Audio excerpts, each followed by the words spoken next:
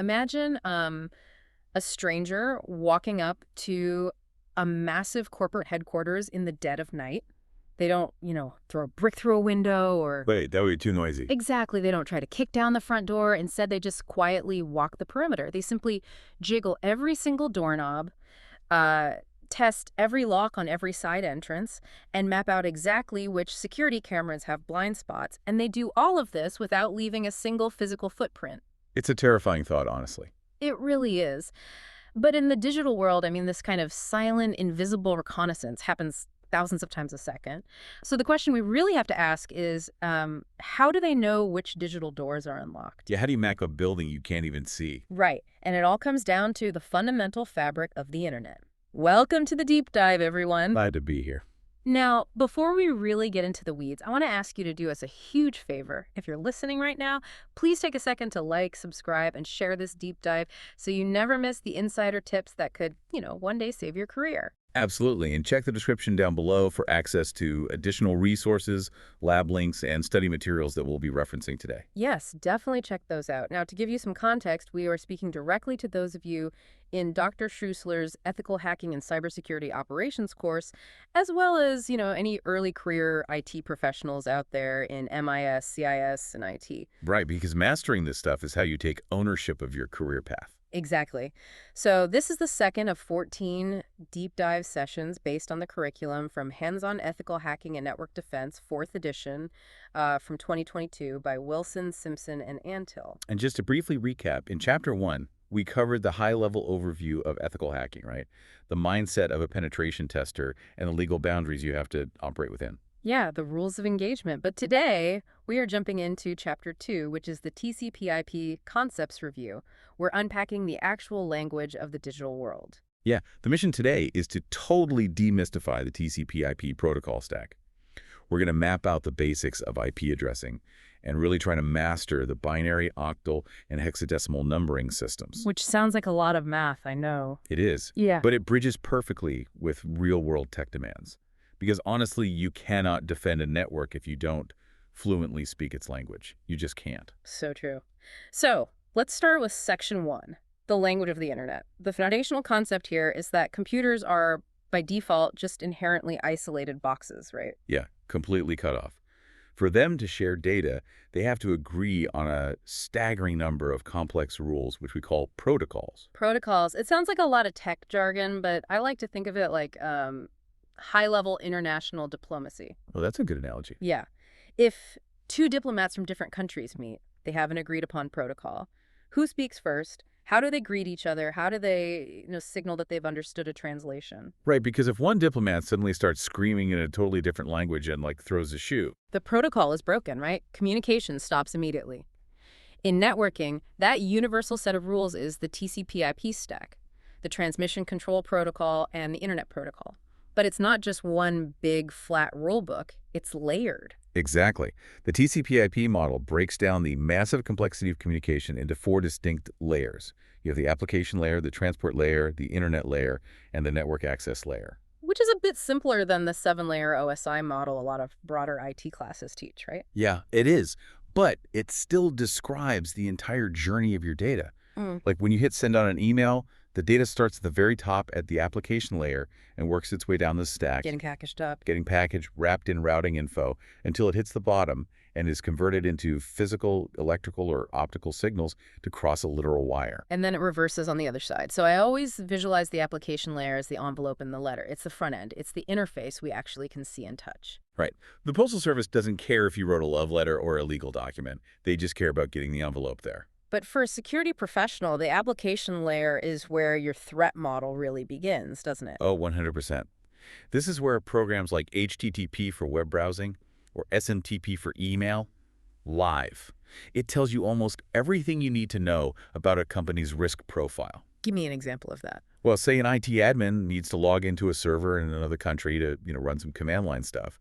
Historically, they might have used an application layer protocol called Telnet. But Telnet is basically a swear word in security circles now, right? It really is. And that's because Telnet sends everything in plain text. So if an admin logs in using Telnet, the username, the password, and every single command they type. It's just transmitted across the open internet as clear, readable text. Exactly. If an attacker is sitting anywhere on that network path, sniffing traffic, they don't even have to crack a password. They just read it as it floats by. Oh, wow. So an attacker sees Telnet running and immediately knows, oh, this is a soft target. Yeah, it's a huge red flag. But if the company uses SSH, which is secure shell, the picture completely changes. With SSH, a cryptographic tunnel is built before any login data is even sent. So the attacker just sees garbage. Right. Yeah. Random, scrambled mathematical garbage. They know you're talking, but the contents are locked away. And that same logic applies to file transfers. You have legacy FTP, file transfer protocol, which is insecure and needs a password sent in the clear. Versus something like SFTP? Exactly, which runs over that encrypted SSH tunnel. Okay, so the application layer creates our data, our letter, but it doesn't know how to navigate the actual internet. It has to hand that letter down to the next level, which is the transport layer. Right, and this is where the data gets chopped up into smaller pieces called segments. And this is where we meet the two absolute workhorses of the internet, TCP and UDP. I want to start with UDP, the User Datagram Protocol, because its whole vibe seems really counterintuitive for computers. It's connectionless, meaning it's basically unreliable. Unreliable in a technical sense, yes. UDP does not care if the receiving computer is even turned on. It doesn't care if it's listening or if it successfully got the data. It just fires packets into the void at maximum speed. It's like a kid throwing flyers onto someone's porch from a moving car. You know, fast, but you have no idea if they actually read it or if it landed in the bushes. That's a perfect analogy. So if it's that reckless, why do we even use it? Because of sheer speed and low overhead. There are times when a delayed packet is actually much worse than a lost packet.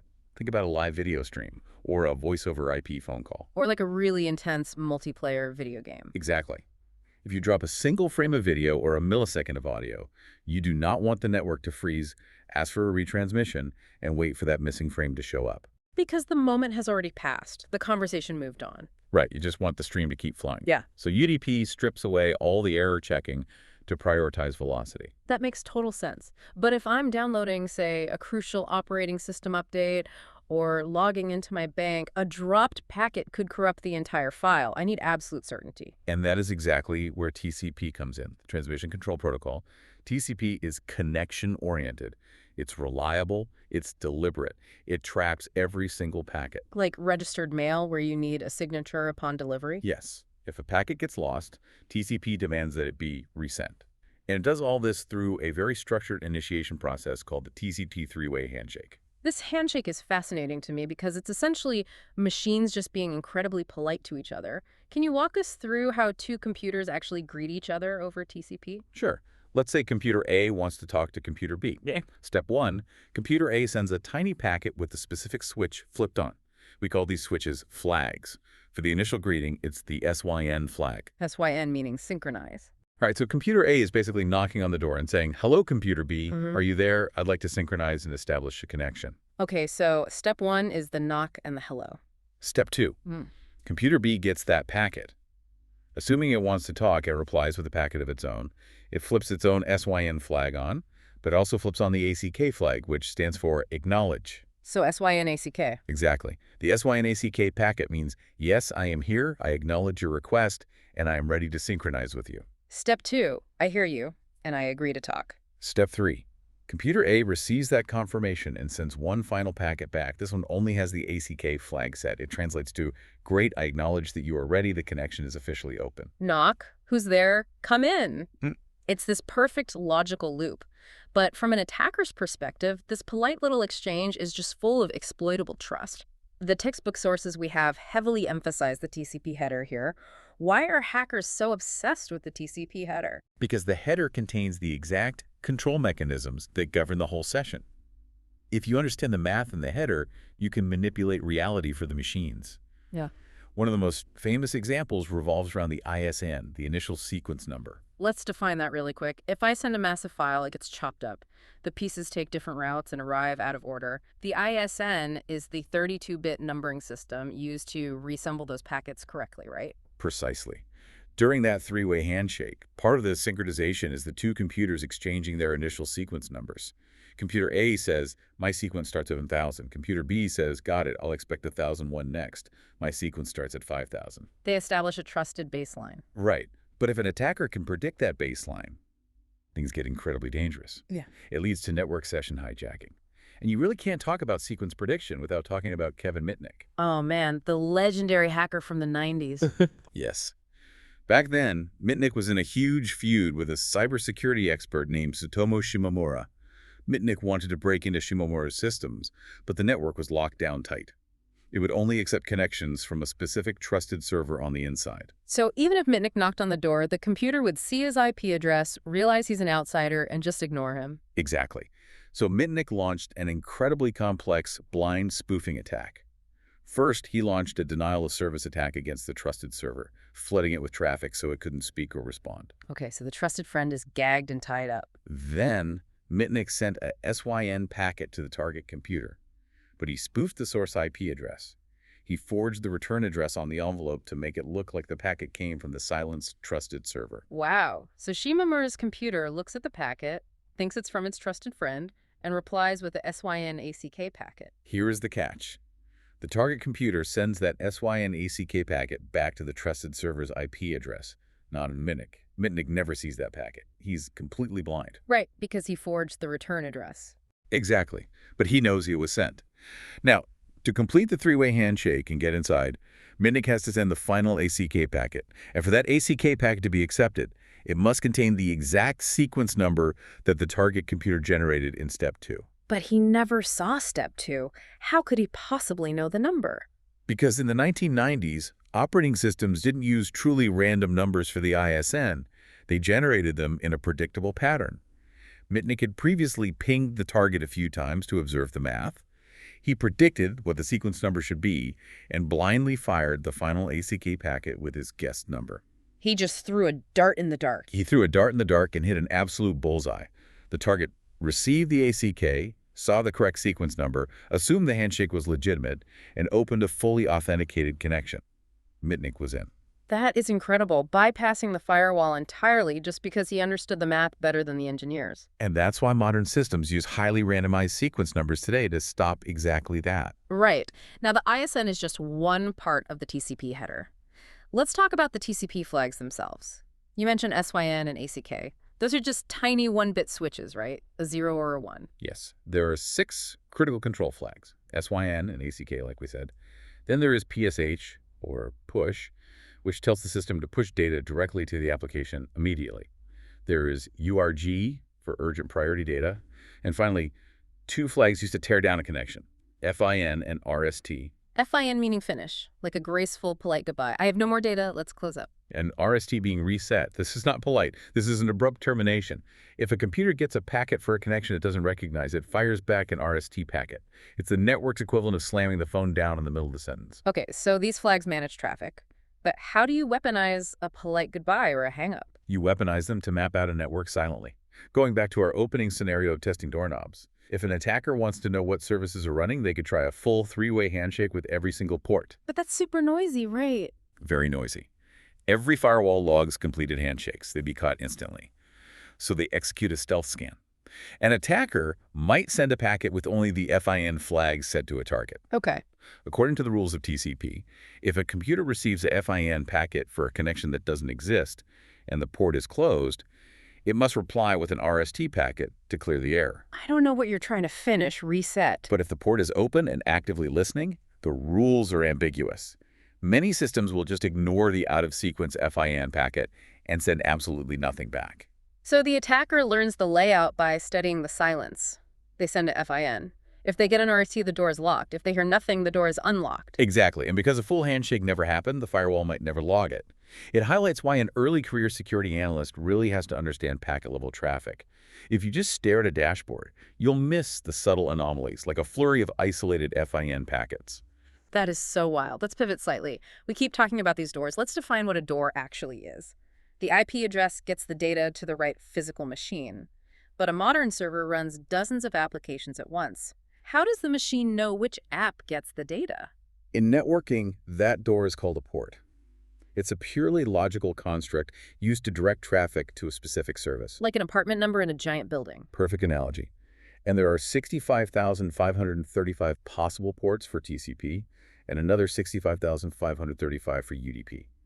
But the vast majority of common internet traffic relies on the first 1,023 ports. The well-known ports, controlled by INA, the Internet Assigned Numbers Authority. Let's build a scenario here. An attacker is scanning a corporate IP address. I want to walk through some critical ports they might find and what that means for the defender.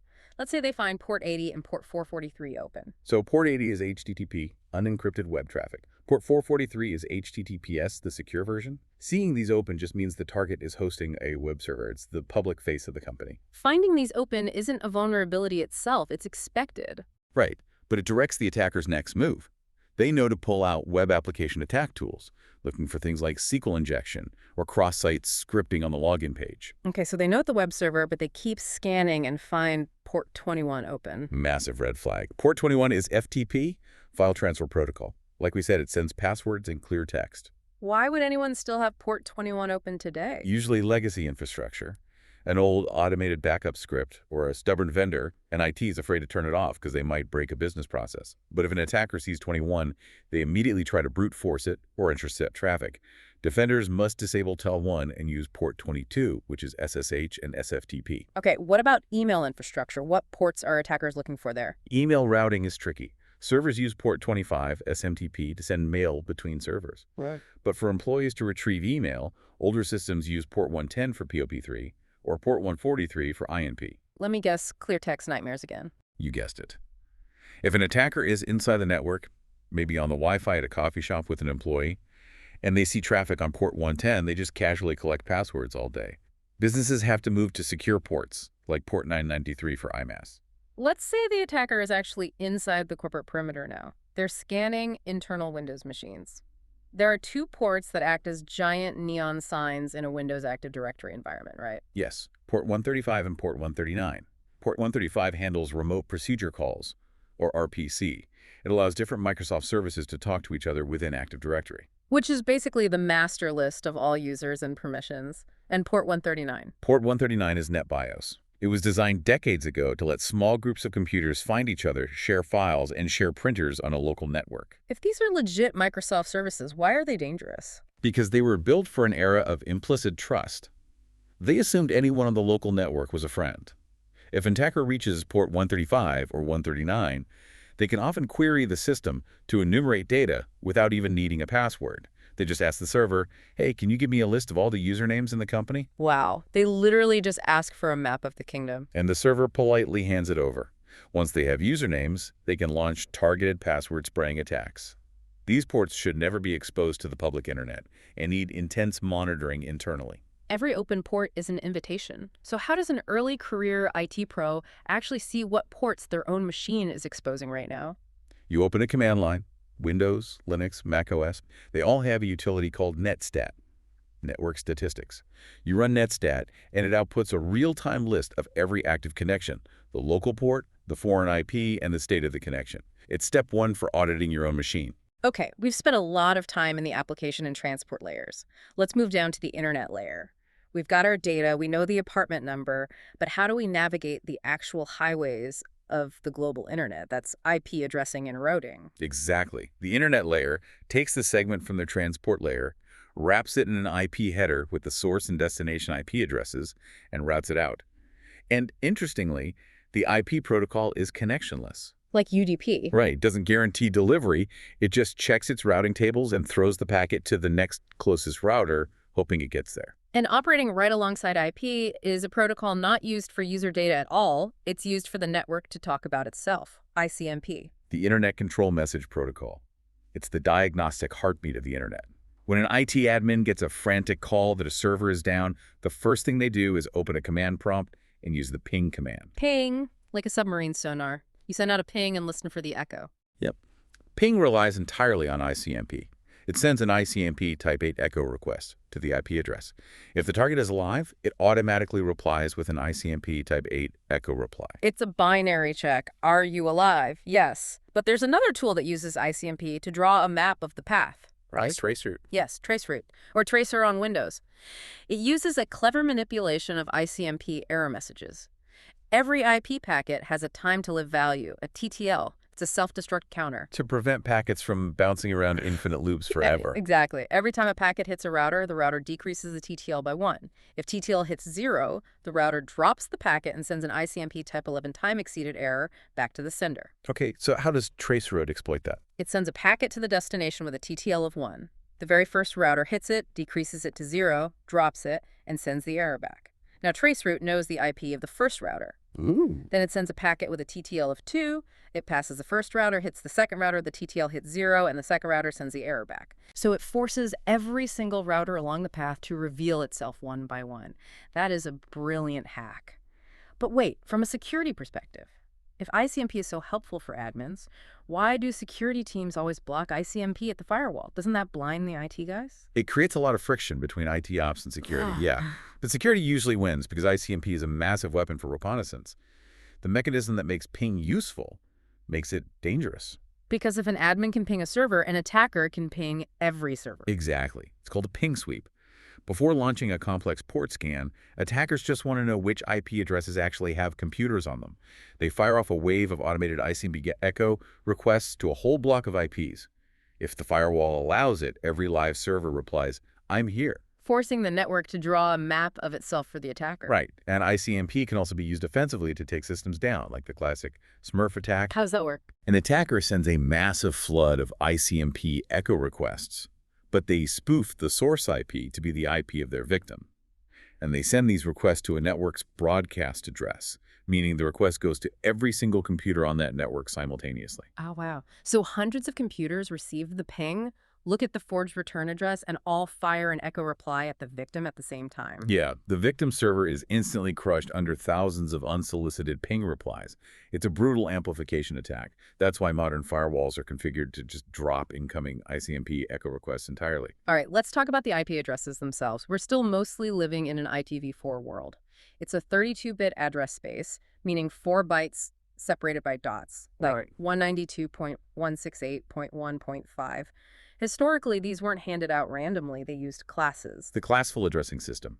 When IPv4 was codified in the 80s, engineers had no idea there would be billions of devices. They thought it would be a few universities, the military, and some large corporations. So they divided the space into classes based on network size. Class A, B, and C. How did they differ? It's about how many of the 32 bits are used to identify the network versus the host, the street versus the house. A Class A address uses only the first byte for the network. The remaining 3 bytes are for hosts. So very few streets, but the streets are infinitely long. Yes. Only 126 Class A networks exist, but each one can hold over 16.7 million computers. These went to the DoD, MIT, Apple, IBM. What about Class B? Class B splits it evenly. 2 bytes for the network, 2 for the host. That's roughly 16,000 networks, each supporting up to 65,534 hosts, usually for large ISPs and multinationals. And Class C, which is what small businesses and home routers use. Class C uses 3 bytes for the network, leaving only 1 byte for the hosts. Over 2 million networks, but each only holds a maximum of 254 computers. Okay, so let's play this out. A mid-sized company in 1990 needs to connect 500 computers. Class C only gives them 254. Not enough. So they request a Class B network. And they'd get it, giving them 65,534 public IP addresses. But they only need 500. Exactly. They used 500, and the remaining 65,000 addresses just sat dormant. No one else could use them. It was an incredibly wasteful system. By the early 90s, engineers panicked because they realized they were going to run out of IPv4 addresses fast. Digital suburban sprawl. But wait, even if they did use all 65,000 addresses, putting that many computers on a single flat network sounds like a nightmare. It would be a catastrophic broadcast storm. Imagine a room with 65,000 people, and to talk to someone, you have to shout their name with a megaphone. The background noise alone would consume all the bandwidth. So how do network engineers organize the chaos? Through subnetting. Taking a massive network and mathematically dividing it into smaller, isolated networks. HR gets a subnet, engineering gets a subnet, and the mechanism that allows a computer to understand these invisible walls is the subnet mask. Like 255.255.255 order. Let's break that down. A 255 essentially means this part of the address is locked to the network. Right. In binary, 255 is a solid block of ones. The mask tells the computer to lay the mask over the IP address. Wherever the mask is 255, that part of the IP is the network ID. Wherever the mask is 0, that's the host ID. Why does the computer need to know this so explicitly? Because it dictates delivery. When sending data, Your computer calculates if the destination IP is on the same subnet.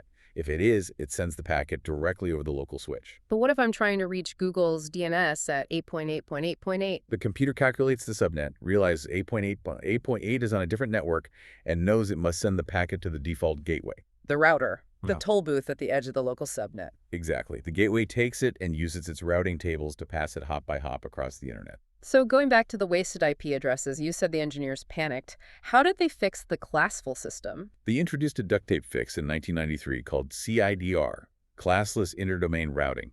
CIDR abolished the rigid boundaries of Class A, B, and C. It introduced variable length subnet masks. So you're not locked into 255.0.0 or 255.255.255.0 anymore.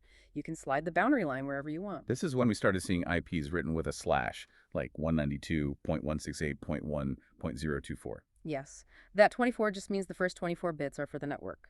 It's mathematically identical to 255.255.255.0, but the beauty is flexibility. If a company needs 500 addresses, the ISP just assigns a 23 network, which gives exactly 510 usable hosts. Precision zoning. And this is huge in cloud engineering today. In AWS or Azure, you have to define your virtual private clouds using CIDR blocks. Get the math wrong, and your servers can't talk to each other. Oh yeah, cloud architecture relies entirely on understanding CIDR. But even with CIDR, we still mathematically exhausted the IPv4 address space years ago. We just ran out of 32-bit numbers. Which brings us to the future, IPv6. The permanent solution. IPv6 uses a colossal 128-bit address space. The jump in scale is almost incomprehensible. IPv4 gave us about 4.3 billion addresses. Which is less than the number of people on Earth. Right. IPv6 provides 340 undecillion addresses. That's a 340 followed by 36 zeros. You could assign a unique public IPv6 address to every single atom on the surface of the Earth and still have enough left over for dozens of other planets. That is mind-boggling. And from a security standpoint, the chapter notes that IPv6 was actually built with security in mind, unlike IPv4. It was. It includes mandatory support for IPsec, which provides encryption at the network layer. But, and this is a critical insight, the transition period we're in right now is creating massive vulnerabilities. Wait, if the protocol is more secure, why is it vulnerable? Because of the legacy defense systems trying to monitor it. Almost every modern OS, Windows 11, Mac OS, Linux, iOS, has IPv6 enabled by default. They prefer it. But many corporate networks are still running older firewalls and IDS tools strictly designed for IPv4. They lack the code to parse an IPv6 header. Oh no, so what does the firewall do when it sees the packet? In many misconfigured environments, it just lets it pass right through. It's like a security guard who only reads English. Someone hands them a passport in a totally different language, and instead of stopping them, the guard just shrugs and waves them through. That is a staggering oversight. Attackers know this. They actively look for ways to tunnel malicious traffic over IPv6. They compromise a machine and establish an IPv6 command and control tunnel out to the internet. The expensive corporate firewall sees it, fails to recognize the IPv4 structure, and just ignores it. So they completely bypass the perimeter just by speaking a language the guards haven't learned yet? If you're auditing a network, you have to verify that security policies apply symmetrically to both IPv4 and IPv6. Absolutely. Okay, that transitions perfectly into the final major topic of our deep dive, numbering systems. A lot of people getting into early career IT or ethical hacking look at the math requirements and push back. They say, why do I need to learn binary or hex? My computer has a calculator. Wireshark parses the data for me. It's a common objection, but it's dangerous for a security professional. Tools fail. Parsers get confused by intentionally malformed packets. If you don't understand how the machine processes data at the hardware level, you'll never truly understand how exploits work. Buffer overflows, shellcode, reverse engineering malware. Exactly. All that operates strictly at the base level of computing. You have to speak the machine's native tongue. Let's start with the foundation, binary. The base 2 system. Humans use base 10 because we have 10 fingers. Why do computers use base 2? Because at their core, computers are just billions of microscopic electrical switches called transistors. A transistor only has two physical states. It holds a voltage or it doesn't. On or off. True or false. Base 2 represents this perfectly. 1 is on, 0 is off. And each of these ones or zeros is a bit. 8 of them make a byte. How does a string of ones and zeros actually represent a large number like 200? It's positional value, like our decimal system. In decimal, moving right to left, columns are worth 1, 10, 100, 1,000, powers of 10. In binary, moving right to left, the columns are increasing powers of 2. So 1, 2, 4, 8, 16, 32, 64, 128. Right. Look at an 8-bit byte. You just look at which columns have a 1 in them, meaning the switch is on, and you add those values together. If the first bit on the left, the 128 column, is a 1, and the last bit on the right, the 1 column, is a 1, and everything else is 0 part. You just add 128 plus 1. 129. It's simple arithmetic, but when you look at a screen full of thousands of binary digits, it becomes visual static. You can't read it quickly. And that's why we use other numbering systems, not because the computer needs them, but because humans need to compress that visual static. Let's look at the octal system, base 8. Right, using only numbers 0 through 7. The elegance of octal is its direct relationship to binary. Because 8 is a power of 2, any single octal digit can be perfectly represented by exactly 3 binary bits. And the most practical application of this is dealing with UNIX and Linux file permissions, right? Absolutely. Linux permission architecture is built on 3-bit binary logic, perfectly expressed in octal. Every file has 3 sets of permissions: owner, group, and other. And within each set, 3 specific actions: read, write, or execute. Read, write, execute. 3 choices, 3 binary bits. If a permission is granted, the bit is 1. If denied, it's 0. Say you are the owner and you want full permissions. Read, write, execute. In binary, that is 111. If we convert 111 to decimal or octal, the 4 column is on, the 2 column is on, the 1 column is on. 4 plus 2 plus 1 equals 7. Right. A 7 means full permissions. Yeah. Say you want the group to be able to read and execute, but not write. Read is 1, write is 0, execute is 1. Binary 101. The 4 column is on, the 1 column is on. 4 plus 1 equals 5. Exactly. So if an admin wants full access for the owner, read execute for the group, and read execute for everyone else, they type chmod 755 in the terminal. That is so elegant. Chmod 755. You're using a 3-digit octal number to instantly flip 9 distinct binary switches on the hard drive. But octal isn't dense enough for massive data analysis. Security analysts look at hexadecimal. Hexadecimal, base 16. This is the visual language of digital forensics. Okay. We only have 10 numerals, 0 through 9, so hex borrows the first 6 letters of the alphabet. A is 10, B is 11, up to F, which is 15. Why do we need a base 16 system? Why the letters? For massive visual compression. An octal digit represents 3 bits. A single hexadecimal character perfectly represents 4 binary bits, a nibble or half a byte. So a full 8-bit byte is exactly 2 hex characters. Precisely. A byte of 8 ones is 255 in decimal. But in hex, it's simply FF. You capture a raw network packet in Wireshark, the payload might be thousands of bits long. In binary, you'd scroll for days. Hex format compresses it visually. A forensic analyst can scan hex code and spot file signatures or malicious instructions quickly. Usually displayed with a 0x prefix, like 0xFF, to warn the user it's a mathematical number, not a typo. And speaking of malware, we need to touch on one final encoding system from the sources: base 64. Base 64 is an encoding scheme, not a core numbering system. It translates binary data into a string of 64 printable characters: uppercase, lowercase, numerals, plus, and /. What's the legitimate purpose of doing that? It solved a problem with early internet protocols, like SMTP email, which was designed strictly for plain ASCII text. People wanted to email binary files, like images. If you shoved raw binary through a text-only protocol, it would corrupt the file. So base 64 translates the binary image into a massive block of standard letters and numbers, ships it safely, and the email client decodes it back into an image. Exactly. But in cybersecurity, attackers heavily abuse base 64 for obfuscation. Hiding in plain sight. Yes. Basic antivirus engines use signature-based scanning. They look for specific strings of known malicious code, like the command invoke mimikatz. A well-known credential stealing tool. So the attacker knows the guard is looking for that exact word. So they take their script and encode the whole thing in base 64. The string invoke mimikatz completely disappears. It turns into a long, garbled string of characters. To the antivirus scanner, it just looks like a broken image attachment or random text. It doesn't match the signature, so it lets it pass. And once it lands on the target machine, the script decodes itself back into memory and executes the malicious commands. Spotting base 64 encoded strings in network traffic is a massive red flag. Knowing how to decode it is a fundamental incident response skill. Wow.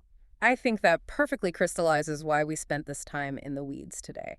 Let's take a step back and look at the massive journey we've taken in this deep dive. We started at the top of the TCP/IP stack, right? Visualizing the application layer and the vital difference between a clear text telnet session and a secure SSH tunnel. And then we dug into the transport layer to dissect the TCP three-way handshake, exploring how Mitnik manipulated sequence numbers and how attackers abused TCP flags to silently map networks. We broke down logical ports, how an attacker pivots from a public web server on port 80 to hunting for legacy vulnerabilities on ports 21 or 139. We navigated the internet layer, the history of IPv4 classes, the brilliant fizz of CIDR subnetting, and the hidden dangers of the IPv6 transition. And finally, we descended to the bedrock of computing, decoding raw binary, octal, and hex systems, and revealing how malware uses base64 to camouflage its attacks. If we connect all of this back to that opening visual, the stranger silently testing the doorknobs of a building in the dark, you now have the technical vocabulary to explain exactly how that works. The doors are the 65,535 TCP and UDP ports. The stranger is an automated script utilizing manipulated affine flags and ICMP echo requests to probe the perimeter without ever completing a noisy handshake. And the lockpicks they are trying to slip through the cracks are obfuscated in base64 encoding. Once you understand these mechanics, you stop looking at a network as a magical black box. You start seeing the gears turning. You start anticipating how those gears can be jammed, bypassed, or broken. And that shift in perspective is the exact moment you transition from being a passive consumer of technology to an active defender of it. You cannot secure what you do not deeply understand. Such a crucial point. Now, if you found today's breakdown fascinating, be sure to check out our other playlists, videos, and classes on the channel. We have a great digital forensics series, as well as our network and system security deep dive series. And join us next week for Chapter 3, where things get a bit more offensive. We will be diving into network and computer attacks. Yes, definitely tune in for that one. Before we go, I want to leave you with a final thought to ponder as you digest all of this material. Think about the router blinking away in your home right now, or the massive firewalls protecting your corporate office. If an attacker ran a sophisticated, stealthy port scan against your public IP address right this second, which of those 1,023 well-known doors would they find wide open? Master the attack, fortify the defense. Until next time, keep your hands on the keys and your network secure.